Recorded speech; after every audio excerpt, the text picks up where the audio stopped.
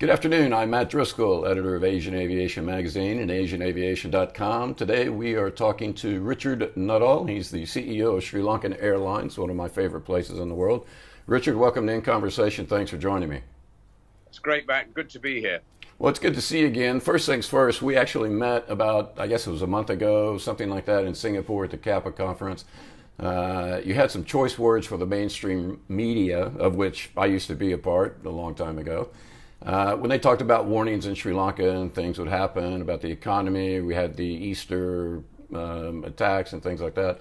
I actually lived in Sri Lanka during the Civil War, loved it. If you stayed in Colombo, you hardly knew there was actually a war going on. But you had some really good comments, I think, in one of your panel discussions that the mainstream media, and I guess the world in general, they don't really get Sri Lanka. Now, we've seen all the reports about the economic problems that have been happening there. Is the media blowing things out of proportion? Kind of recap what you told everybody at the CAPA conference. Well, so I think, the media is always looking for a story, and it always needs, if things are not dramatic, then there's no story here. But, you lived here during the Civil War, and this place has always looked after tourists. And I would say, through everything that's been going on here for the last sort of 6 months, and it's really settled down now, but it was probably always safer here as a tourist than you were in your own capital city back home. And I think the frustrating thing is, I've been in a number of countries, but if you're in Western Europe and there's a terrorist attack or there's a mass shooting, nothing happens. There's no travel advisory. There's no it's not nice, but everybody gets on with it. Whereas something happens in a part of the world that maybe the West doesn't quite understand, and everybody panics, and everybody puts in those travel advisories. And, if you look at the context of Sri Lanka, it has always been incredibly hospitable and looked after tourists really well, as you say, even in the Civil War. And what we had here, I'll talk about the economic situation in a minute, but, in terms of safety and security, we had a sort of people power transition of government. We had a march of 200,000 people. And there were very, very few, nobody got killed or a couple of minor skirmishes. And sort of since then, there were sort of a couple of actions. There was a firing of the Prime Minister's house. Some of it was a bit rent-a-mob. But everybody knew where it was going on. It was very contained. And what would happen is the government would issue a curfew so that the military or the police could handle the situation on the ground where it was happening. But the rest of the country just got on as normal. I had my 13-year-old son here. My family live in Jordan, and he wanted to come and play cricket in his summer holiday. And so he spent 3 weeks having cricket training at a cricket club right next to the centre of town, next to Independence Square. I'm out working at Cathay, an hour away. Well, you wouldn't do that if you didn't think it was safe. We had curfews while he was here, while we were in the zoo. Nobody leaves. Everybody drives home later on. All the supermarkets are open. All the restaurants are open. And Sri Lanka outside, a couple of isolated hotspots where the protests were going on, just carried on as normal. And as a tourist, there was never any issue. I think when we talked to the economy, it was a little bit more nuanced. There was definitely, I would say, 3 or 4 weeks when fuel was a shortage if you were trying to get around the country. But even there, it was really tough for Sri Lankans, and there were long fuel queues. But if you were with a tour operator, they seemed still to have supplies. And I don't know of any tourists who got stuck. If you were with those tour companies, they could still look after you. And then I think the final bit, and this is the one that we find really frustrating, is that there's a lot of talk about lack of food in the country. The reality is there's plenty of food in the country, as anybody who comes here as a tourist or goes to a restaurant will see. The challenge you have here is food poverty. And what that means is that because people aren't paid very much and because you've had very high inflation, a lot of people can't afford protein and things like that they need for their kids and for their families. It's here. It's just about poverty. So if you as a tourist don't come here, you're not helping people by not eating food. When you come here, you're actually helping them because you're employing people in hotels, restaurants, the transfer people, the guys in the markets. And those people need to earn an income so that they can afford food for their families. So the reality is it's always been fine to visit. but that's not the impression you always get from the media. And it happens, anywhere where something happens that the West doesn't sort of quite understand or doesn't want to take a risk on. But you're safer here than your own capital city back home. Well, and that's, people like my father one time, he said, "Oh, you're living in Cambodia. What are you doing there? It's crazy. It's dangerous," or whatever. I said, the worst thing that's probably going to happen to me is I get in a car wreck because the traffic here is absolutely crazy. But I don't have to worry about getting shot like you do in the U.S., where you're involved in a mass shooting. I mean, in the last 10 days or 2 weeks, there's been, 7 or 8 mass shootings in the U.S. I mean, I don't want my son to go to university in the U.S. because I don't want him to have to wear a bulletproof vest all the time.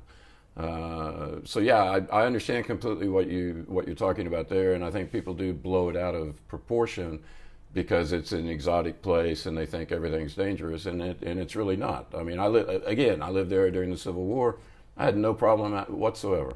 And to be honest, anybody who's visited us for the last 6 months, for business or for whatever, they sort of have a look and they sort of shrug their shoulders and say, what's this all about? We had 170 travel agents that we brought last weekend, and we took them out. We took them around the country to show them, and they're all going back saying, well, not only am I going to promote this place, but actually I might bring my family back for Christmas. So that tells you what it's like. Well, I want to talk to you about that in just a little bit, but let's move on to some of the other questions I've got. Give us a quick tour of SriLankan Airlines. I think at the conference you said the airline was sort of refocusing on its markets like in India and the Middle East. Is that still the case? And can you run us through where we stand right now with the government ownership and any privatization news on that front?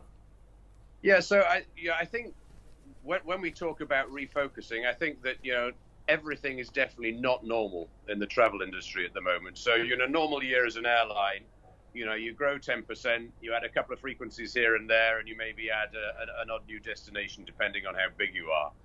Whereas at the moment, traffic flows are completely abnormal. I mean, and so what you have is you've got some countries that have opened up that are really booming, and often they have constraints of capacity. And then you've got other places that aren't open at all. So I think, what we're doing at the moment is not necessarily completely reflective of what we'll want to be doing in 1 year, 2 years, 3 years' time. At the moment, we're small enough, we're agile, and we go where the business is. And if you look at where the business is, obviously, Asia is opening up at different speeds, and the big one that's not opened up, I think the elephant that's not in the room, as it was described at CAPA, is China. But everywhere else we've been pretty much flying, and everywhere that we go has been really pretty strong, with the exception of India. And I think that that's because for us, India does rely on tourism, and it's been much more affected by what's happened here. Most of the other places that we fly, we've got a much stronger base of Sri Lankans, of diaspora coming backwards and forwards. And India's been okay with connecting traffic, but the point-to-point has been sort of somewhat reduced because of what's happened here. But we're really just, at the moment, I think as an airline, we need to be twice as big as we are when everything opens up. So at the moment we have, our challenge is we don't have enough capacity. So we put the capacity where the business is at the moment. So it's all about being agile. Well, let me ask you a quick question too, because I'm not as up to speed on this as I should. What are the COVID restrictions now in Sri Lanka? Is the country completely open? So Sri Lanka's completely open, yeah. I mean, the biggest country for us was India, which sort of opened in the first quarter of this year. And it really started to move until then we had the troubles here, and they stopped flying because of the media reports we just talked about. Okay. Before the pandemic hit, I actually took my son to Sri Lanka. I think it was 2018, 2019, probably. I think it was 2019. Flew over there. I used to know, there was a good friend of mine who used to be in the Army there, and it was his 50th birthday, so we flew in to surprise him. Bought a business class ticket, excellent service in business class on Sri Lankan. I had one problem though, and it's not the airline's fault, but it was the airport itself. When we were leaving the country, the security lines and everything else was, it was just screwed up. I mean, do they have things organized a little bit better there now? So I think the thing is that when everybody's flying, the current terminal that we've got is probably not big enough. And that's why at the moment, there was building going on the second terminal. That's actually stopped because of the country's situation at the moment, though it will return. So the reality is, that one terminal, like many places in the world, is just not big enough for traffic flows as they are today. At the moment, it's okay. So at the moment, people are not flying, and we're not quite as big as we were pre-COVID. So yes, there are peak times in the day when it can be a little bit messy, but by and large, compared with most airports in the world at the moment, it's working. But when everything gets back to normal, then the need for that second terminal will return. Okay.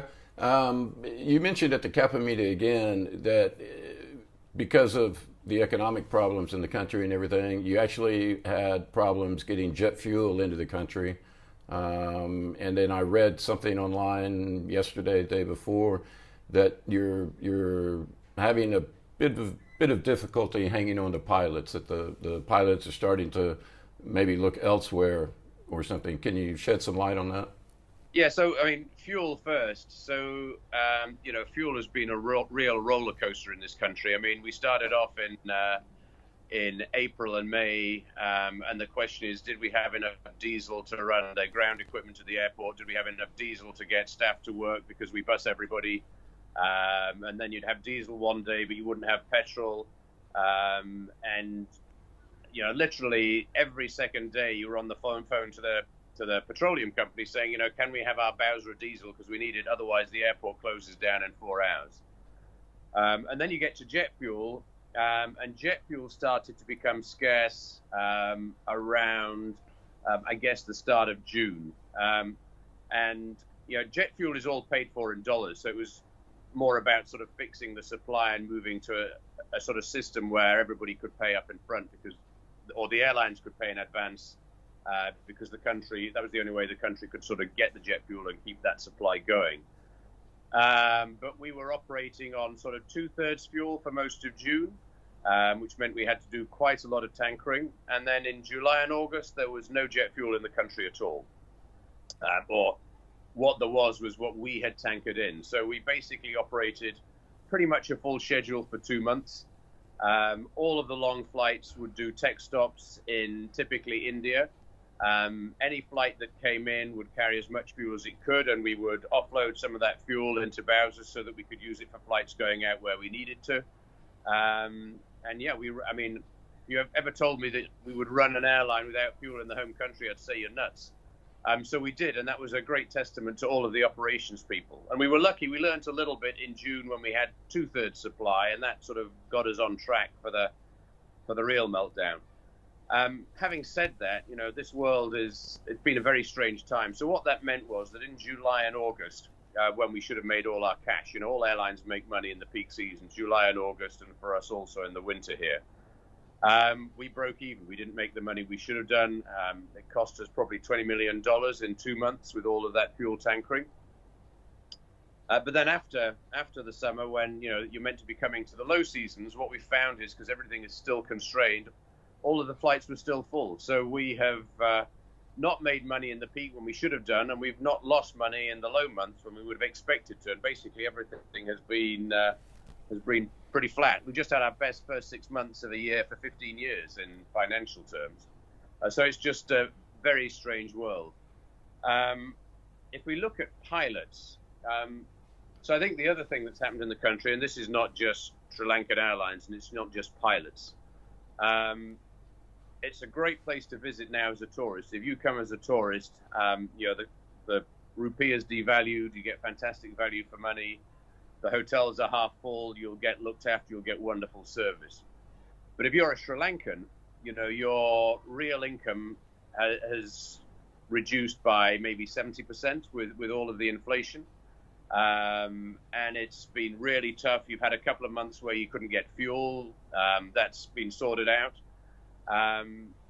But you've got an environment where your spending power here is relatively low, and it's been pretty tough. So when the Gulf starts opening up and starts saying, we've got lots of jobs here and the rest of the world, then and the government says, well, actually, we don't mind people leaving the country from Sri Lanka and sending remittances back because of our economic situation, then we all start losing people.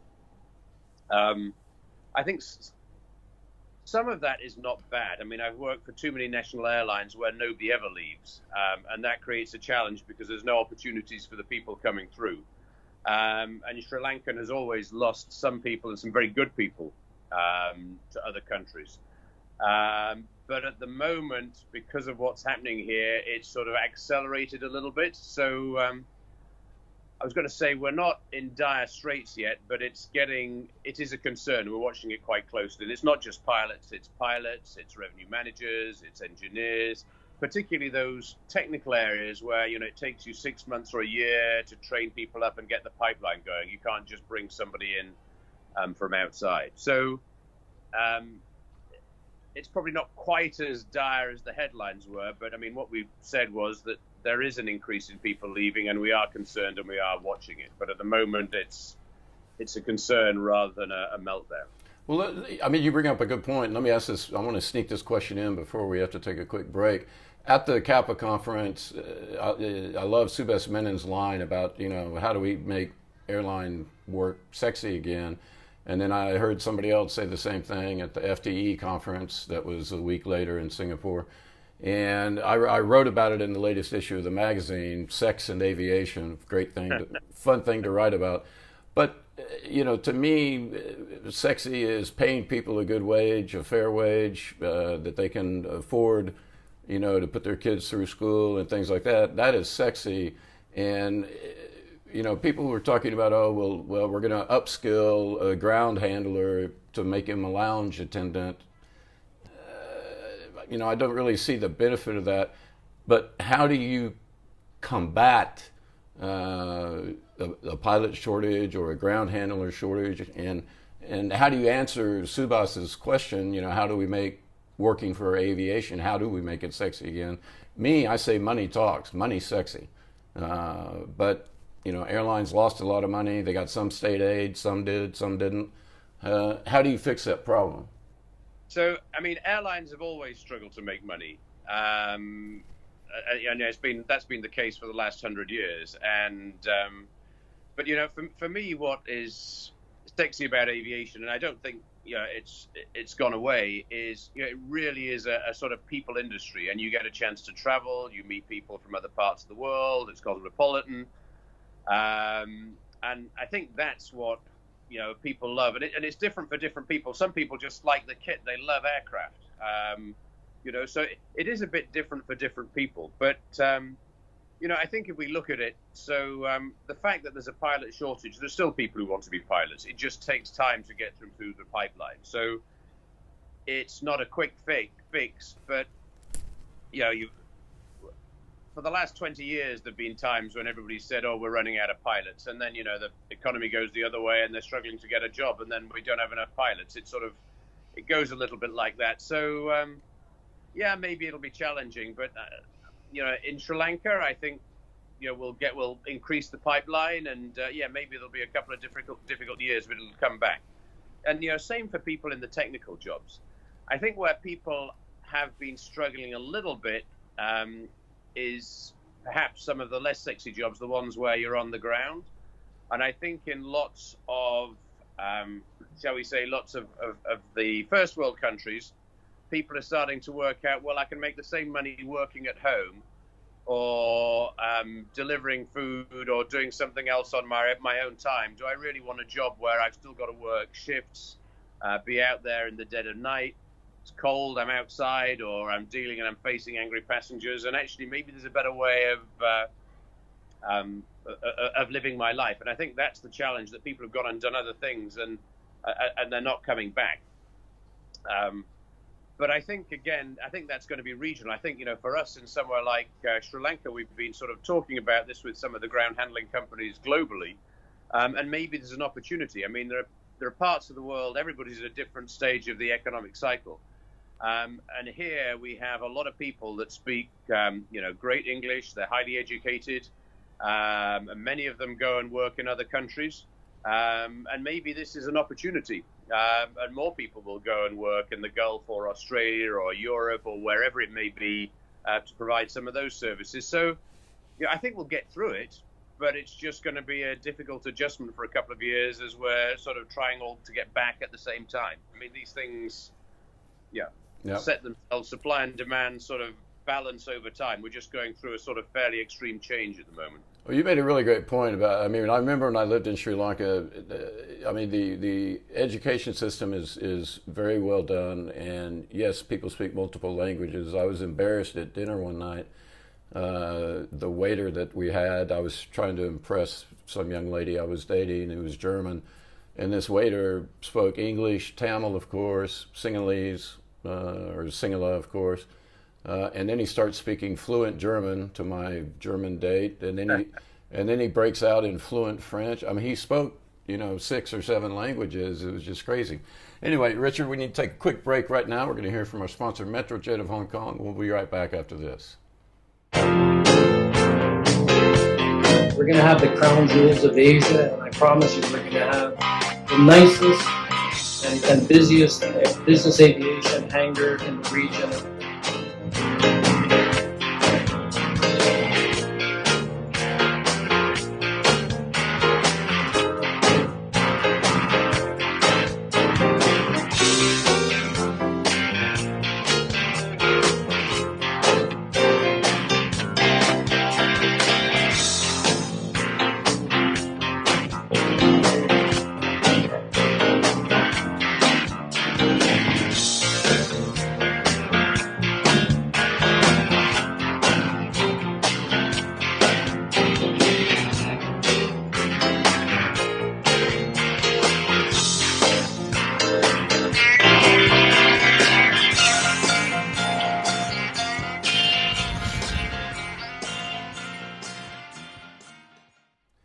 And we're back. We're in conversation with Mr. Richard Nuttall. He's the CEO of SriLankan Airlines. Richard, before the break, we were talking about some problems facing not just you, but other airlines as well.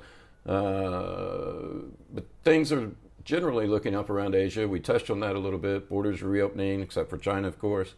Give us an idea of sort of the umbrella view of the state of the industry in Asia at the moment. Where do we stand, and just very quickly, where do you think we're going? Well, I think everywhere is at different stages. So you've got the extremes. I mean, Australia is largely open, though it's having problems on the ground like everywhere else. Singapore is, I think, at about half capacity, and obviously China hasn't opened at all.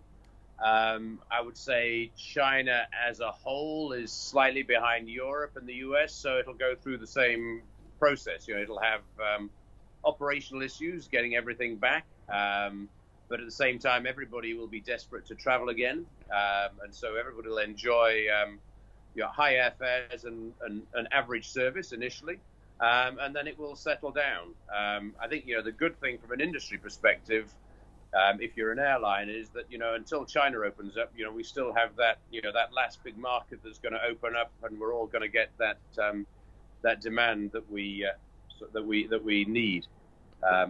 So it's mixed. I mean, I was coming out of Singapore 3 weeks ago, and again they're having the operational challenges that others are having, but the traffic is coming back big time. So it's a journey, and everybody's just at a slightly different phase. And let's go back to the conference that you were talking about earlier, because it's very interesting to me. You had all these people, 150, 170, however many you had in, very positive. I'm here in Cambodia. I'm slowly seeing the tourists come back a little bit. We're starting to see more people around town, things like that. They're getting more visitors to the temples in Siem Reap, Angkor Wat. Are you starting to see, I mean, I know you got positive feedback from the conference. Are the tourism numbers starting to creep up? And is it, I'm guessing it's leisure, but is there any business travel to Sri Lanka? So I have to say that we're not always very good at, it's not always clear when we do the segmentation with the data that we get. But if we talk about leisure first, before, as we came out of the pandemic, before we had the trouble in Sri Lanka was the fastest searched tourism destination, or the fastest growing search tourism destination on Google. It was hot, and So I think there's still quite a lot of people that would like to come to Sri Lanka. The infrastructure's there. It's a growing destination. It's got a lot of special interest stuff, everything from Ayurveda to kite surfing to rainforest, you name it, it's all there. I think in terms of coming back, it's very regional. So we had very few tourists over the summer because of all of the advisories, but the tourists are starting to come back. We're slowly starting to see the Europeans coming back. It looks bigger in January than it does in December. Maybe they're all watching football, I'm not sure. But we are starting to see that coming back, and we think that the winter peak will be okay. Capacity is still not where it was pre-COVID, so we're almost full with the diaspora, so we'll be okay. But I think it will start coming. It's starting to come back January, February, and we think hopefully by summer next year it will be fairly robust. So that's Europe. India, when it comes, tends to be a rush. The gamblers have been back already for 2 months. The rest of India is a little bit slower. But again, we think that will start to come. I mean, it's quite easy for us to bring more travel agents, bloggers. I met some people this morning who are having a regional conference in Sri Lanka because it's the easiest place for all of their guys in India to come to, and it's cheaper than holding it in India. So it's beginning to move. And then the other really big market we have is China, which obviously hasn't opened up at all. So it's a mixed picture, but it is starting to come back. And I think business probably reflects that. I think business traffic. There's plenty of business people now going backwards and forwards between Singapore, Malaysia, the Gulf, UK, India. It's coming back, but it's not quite as fast. It's the same kind of picture. The really big market for us that has really kept us going over the last 6 months really has been the diaspora. So there are a lot of Sri Lankans that live overseas in all walks of life. And that has really been strong for us. I think everybody's been trying to get back to normal after COVID. And again, that's what will happen in Asia. You'll have this big boom, and then, maybe over the next couple of years, we'll all gradually have to get used to working normally again. But it's seeing us through a time when, in theory, everybody's got economic woes, but still people want to travel. Quick question. I was doing some research, and I think I saw something your chairman said the other day. He was asked about, are they going to move away from a hub system to more point-to-point flights and things like that? And I think he kind of sort of downplayed that idea and said, no, Colombo is a good hub for, it's a good connection to the Middle East. It's a good connection to India, to China, et cetera. You going to maintain the hub and all that? Yeah, so I don't think very much has changed there. I think in normal times, our split of point-to-point, point-to-point is usually about 65% normally. At the moment, it's maybe 60% because we're missing the tourists from India. So India, we've got a bit more connecting traffic proportionally than we might have.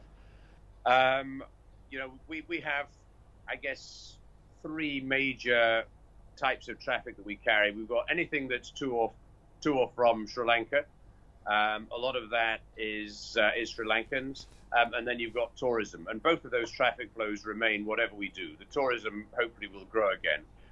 And then our big opportunity in terms of connecting traffic is, we are right next to the second most populous country in the world, and they've got many cities. And, a big Indian carrier is not going to have a hub in 10 cities. So like happens in many places in the world, we do quite well feeding out of secondary cities.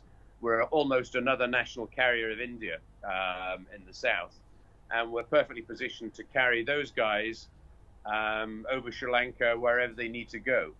I think the only thing that might change is that, we will hub and we'll carry connecting passengers, but it will probably slightly move more east than west, only because going west, we've got, some mega carriers in the Gulf and elsewhere who perhaps have a slightly different economic model. And I think, the growing area is going a little bit more east, but that's a nuance. It's not a major shift. Okay. Richard, we're running out of time. Let me combine sort of the last 2 questions. I always like to end these shows on a positive note. Good news, you recently got an Apex Award, I think, for customer service or something like that. Tell us about that, and then what do you see that's positive ahead for SriLankan Airlines? Okay, so We have actually got quite a number of awards for different things in the last few months. We've got them for food and beverage, we've got them for seats, we've got them for customer service. We also got one which was really satisfying for a sustainability project ahead of 118 other projects at the ICAO conference in Montreal, and that was for a recycling project where we recycle uniforms and seat covers into stationery and things like that. That's going really well. I think my favorite award was one we got from Changi Airport, and that was for resilience. I think resilience is a much undervalued attribute. It's really important in this industry, and Sri Lanka and the Sri Lankans have got that attribute in spades. So I quite like that one. But I think, for me, the really positive thing going forward is that before the trouble started in Sri Lanka, we were putting out a plan and we were talking to lessors. We were going to put out an RFP to replace aircraft that had left during COVID or that were scheduled to leave going forward. But we were also planning for growth. And our view was that, we had 27 aircraft before COVID. We were down to about 23, 24. And we thought we needed to be probably about 35 by the end of 25 and growing beyond that. And when I look at the traffic flows we've got, I talk about tourism. There's nothing, the Sri Lankan economy does not affect the attractiveness of this place for tourists. As long as the country is stable, the infrastructure is there, the food is there, the hospitality is there, the rainforest is there, nothing changes. India doesn't change. It's a massive country. It's growing very, very fast. It's got an increasing middle class and increasing travel, and we're uniquely positioned next to India. And then we've got our own VFR traffic. Well, if the country struggles, there's more people live overseas, so that doesn't go away. So we really think that we need to be, 50% to 100% bigger than we are today over the next 3 or 4 years. And nothing that's happened in the last 6 months has changed that. And, if we can get through the next 6 months, whether we privatize or don't privatize, and we can move forward and we can make that reinvestment. We lease aircraft. We don't need to buy them. But if we can get those aircraft coming in, then I think this airline has a really, really positive future that will also benefit the economy in Sri Lanka as well and provide careers for many Sri Lankans here and around the world. Well, and I'll encourage people to go to Sri Lanka because I loved it when I lived there. And the next time I come back, I'll fly your airline and I'll buy a round of gin and tonics at the Golf Ace Hotel. Well, I'll buy the second round. Richard Nuttall, CEO of SriLankan Airlines, thanks for joining me in conversation. Thanks very much, Matt.